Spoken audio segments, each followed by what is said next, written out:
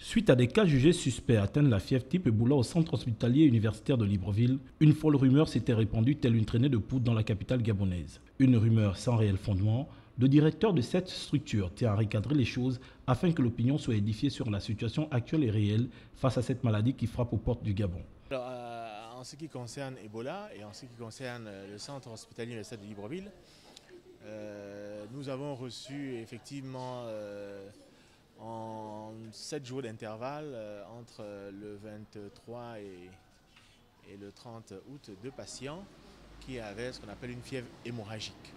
Et donc certains types de personnel et les parents de malades ont donc pensé que c'était Ebola. Donc ces 2 patients ont été prélevés et les prélèvements ont été dûment acheminés au CIOMF à Franceville.